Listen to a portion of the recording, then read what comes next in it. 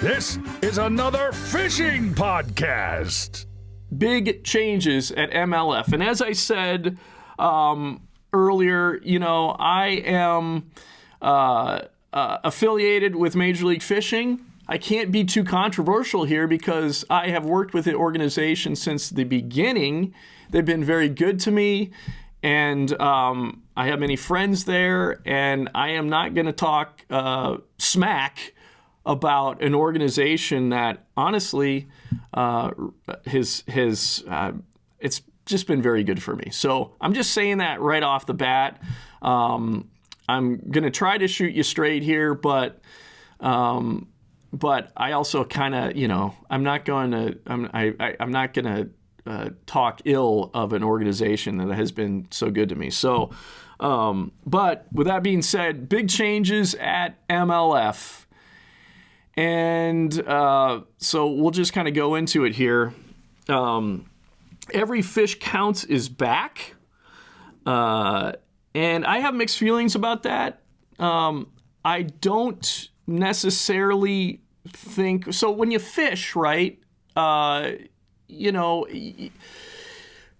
as fishermen, I think most fishermen, we want to catch fish, but really what we're trying to do best, okay, is to become, this is a tough one, but we want to catch big fish, right? So big fish there needs to be an incentive with big fish, all right? It shouldn't just be, the incentive isn't just catching as many fish because it's easy to catch, I shouldn't say it's easy. It's easier to catch small fish than it is numbers, okay, of big fish. So that has been my criticism. I think changing to a variable weight was a great idea. Moving that weight up, I think, made a lot of things, made things better. And so, but I also think for Major League Fishing, it's important that they don't just, focus so much on, our thing has been every fish counts. Well, that's fine, and I'm fine with them going back to every fish counts. Just make sure that it's like that variable weight, you're balancing between, the excitement of lots of fish catches, but also not incentivizing catching smaller fish.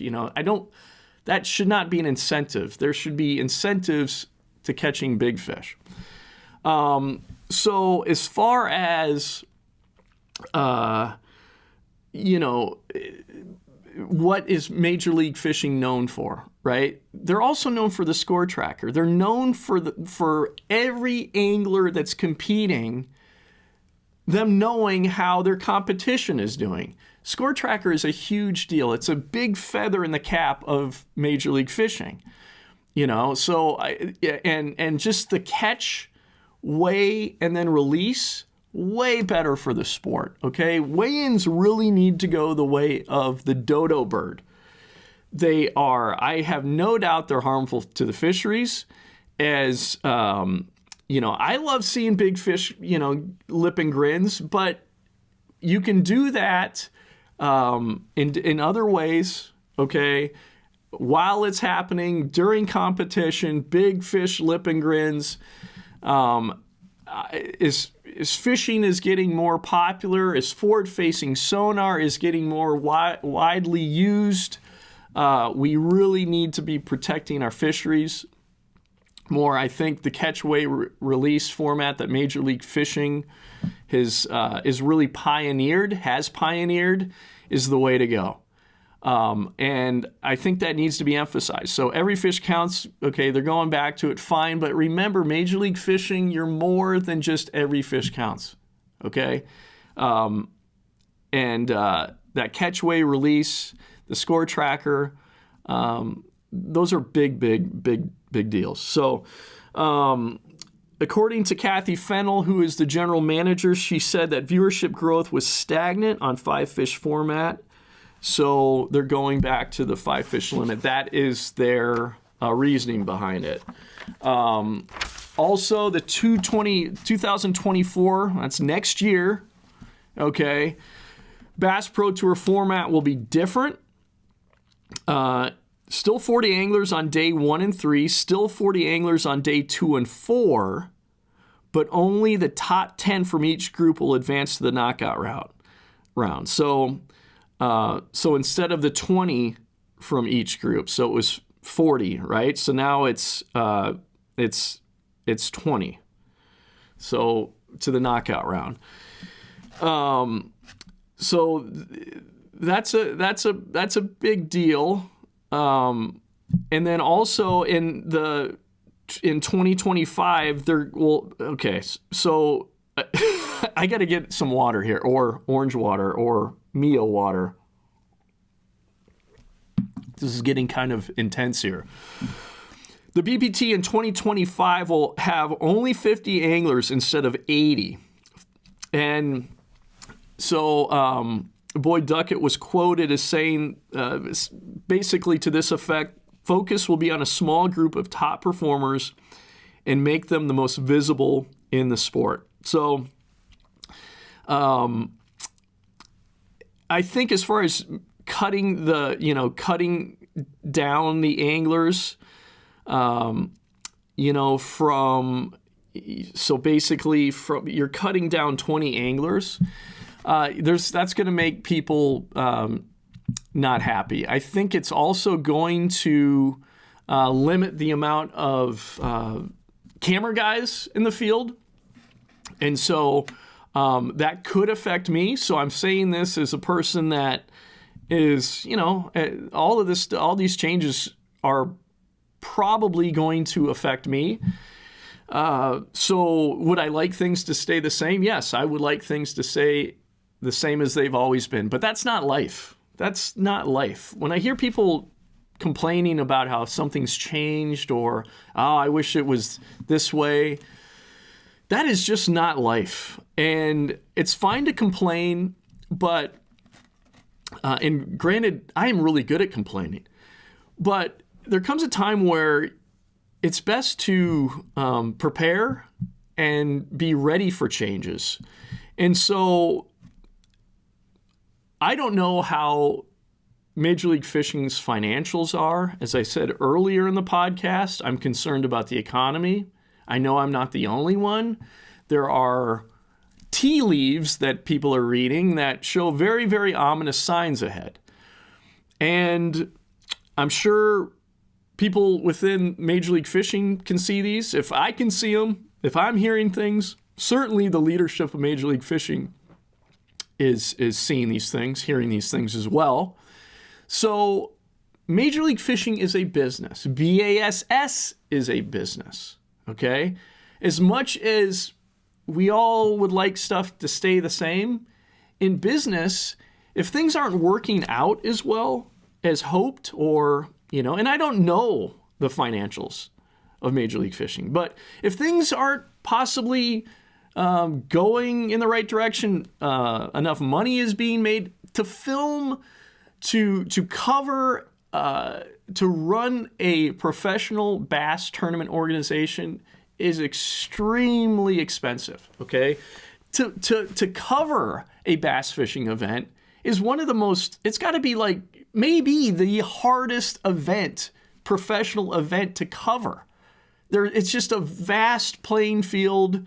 There's a lot of moving parts. Then you have all of the Major League Fishing boat officials. There's a lot of expenses, okay? So with the economic situation it appears that we're in, and it's going to get worse, I think.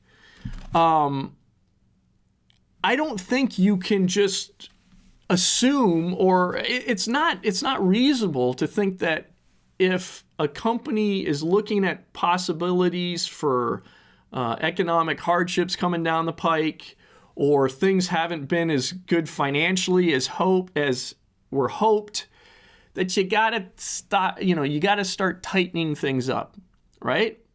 And that is business, that is life, and unfortunately it's not fun and no one wants it to happen, but it's what business is. It's in order to keep businesses alive, there's cost cutting, there's people that get fired, it sucks. But unfortunately it's life. And when I hear people complaining about certain things, I totally understand it. And from the angler perspective, granted, I feel for the anglers that are not happy with these changes, and I don't know that part of it as intimately, obviously. But I know this, that if any organization wants to stay afloat, they have to be smart, and they have to be good with money. And if things aren't, if there's things that have to be cut, unfortunately, they have to be cut, and that may be what we're seeing here. So, and if that's the case, to keep the organization alive, then it is what it is. Que sera, sera, you know? So I don't mean to be flippant about it or like callous. I don't mean that at all. I love the organization. I love the anglers, most of the anglers.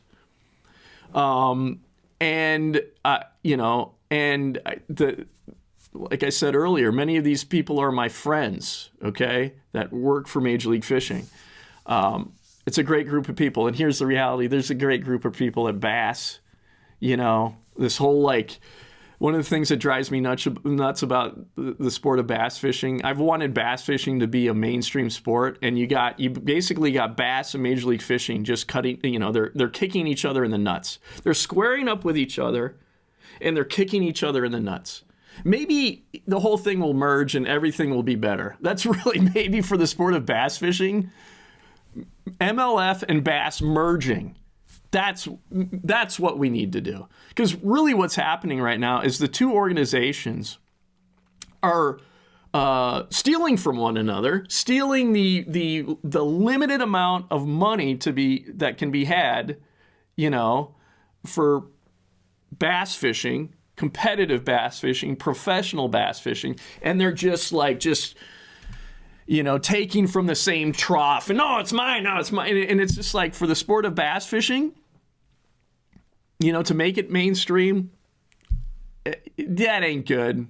And so, you know, maybe my ultimate dream is that the two merge and become this unstoppable force. Maybe it's a pipe dream. I don't know. So anyway, let's move on. So yeah, and as far as the top 50, you know, in any sport, okay, I'll say this about bass fishing. What makes bass fishing great, competitive bass fishing great, pro bass fishing great, is that there's a lot of people that can do it, right? There's a lot of people that can do it as far as like physically, you know, it's a greater group of individuals is able to do it as opposed to like the NFL, which it takes a very elite athlete to be able to compete at that high level, right? With bass fishing, you can be older, you can be, you know, overweight and still be called an athlete. So it's a much bigger pool of anglers. I'm not calling them athletes, not going to do it.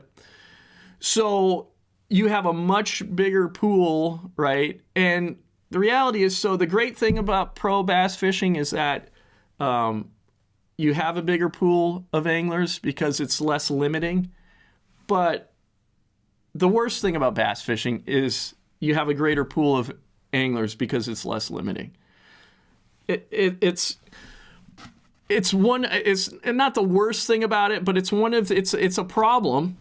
And so you need to be to make this thing a professional mainstream sport, you need to be getting this thing whittled down. So like you really focus on the top. You got top guys because they rose to the top. The cream rises to the top, and then you promote the hell out of them. But of course, there's got to be a structured, legitimate way that they rise to the top. I don't want any favoritism. I think that's nonsense. You earn it to be at the top. And so 50 guys, and that's probably a cost-saving measure too. If this is all based on financial stuff, I don't know, or it's a concern, for Major League Fishing. 50 guys, come on, that's a lot. That's a good group of guys, top guys, can promote them better. It makes a lot of sense to me.